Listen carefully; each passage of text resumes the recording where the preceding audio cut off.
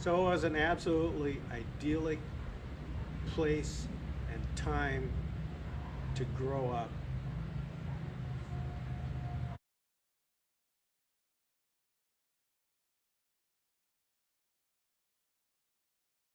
So my daughter tells me that I should let some of you folks know where I'm from and who I am. And that's kind of hard to do because the only time you can really talk is when you're going uphill, and going downhill you got your concentration on trying to keep your center of mass over the tracks that are coming, and so it makes it hard to tell you anything comprehensive. So I think maybe, oh boy, where's the turn here? No turn. Yeah, hell of a good downhill here. Okay, so I grew up in International Falls, Minnesota. And one of my earliest memories is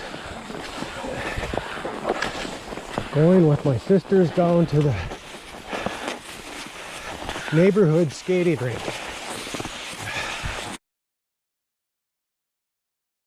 I remember being 4 years old, and of course we used some neighbor kids' skates because I was only 4 years old. And I can remember my sisters putting them on, and they showed me how to push off with them skates, and that was it. I knew how to skate. I don't ever remember being cold. And I remember there was a girl from my Sunday school class at the skating rink. I remember we skated around that rink 1,000 times together. I think her name was Kathy.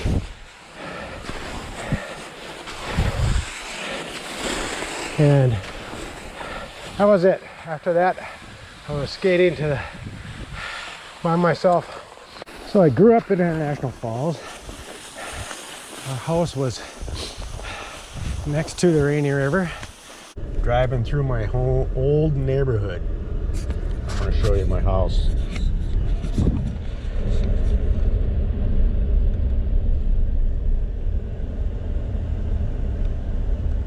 Wow, they're all fixed up. The houses look really good. This is the Larry Ross hockey coach. This is the Hart's house. There. That house right there is the house I grew up in, right there. Our house was next to the Rainy River, which is the river that borders about 75-80 miles of international border between the United States and Canada.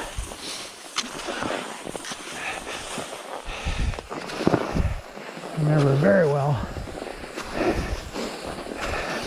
riding with my grandpa. I was 5 or 6 years old, somewhere in there, going fishing on the river. He had this big green Nash.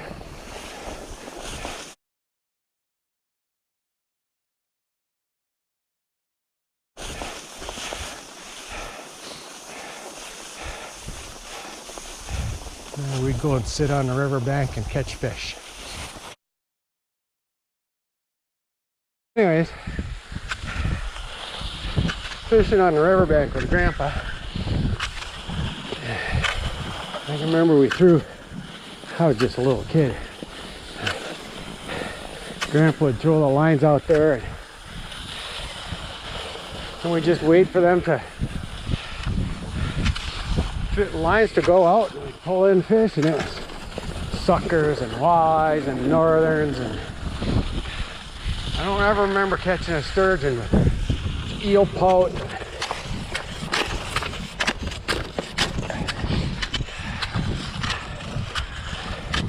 And it was a lot of them.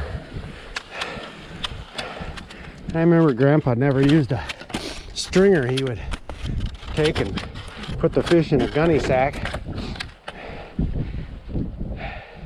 And when we got a gunny sack full that was too much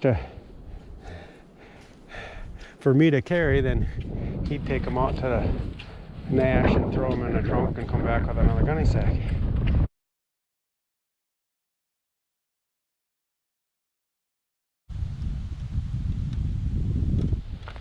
So there I was, catching all these fish with Grandpa.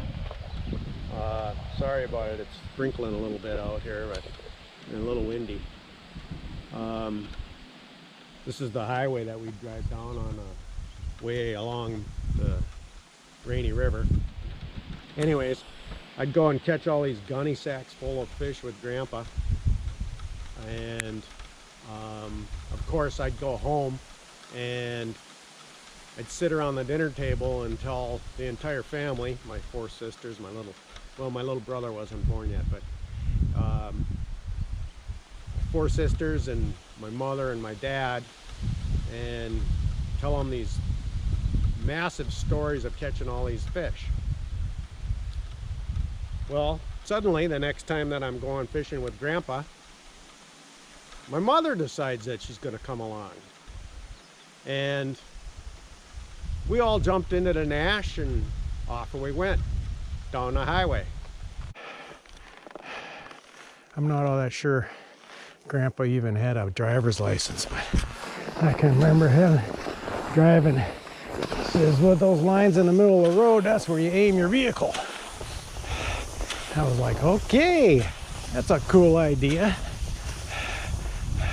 So there would be my grandfather driving over the center line, trying to keep the old Nash straight between the roads.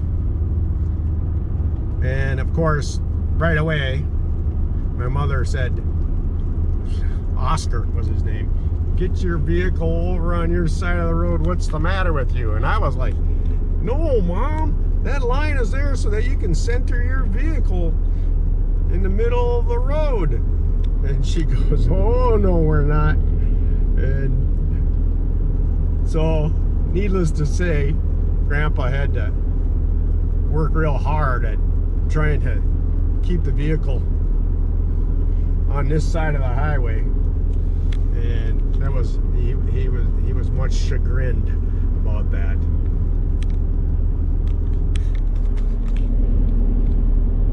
So once my mother got my grandfather straightened out on how to drive, which is kind of a miracle, because my mother couldn't drive very well at all,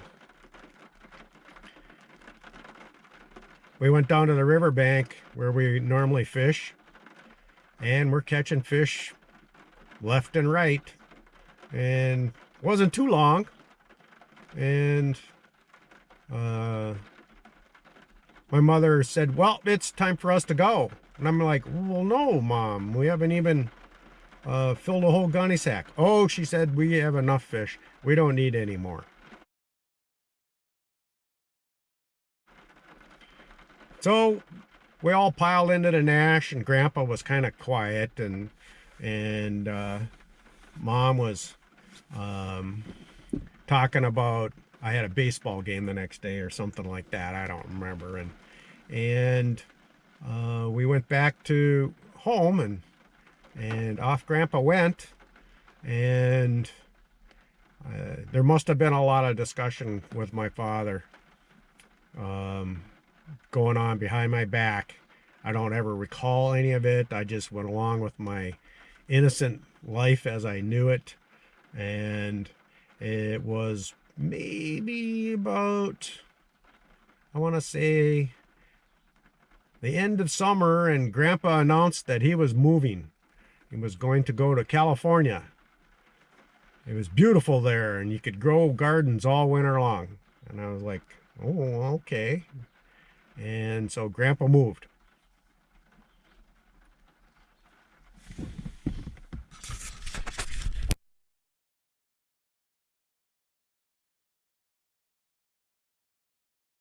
Luckily, I got one more chance to fish with my grandpa on Fisherman's Wharf in Santa Cruz, California, where you can grow gardens all year long.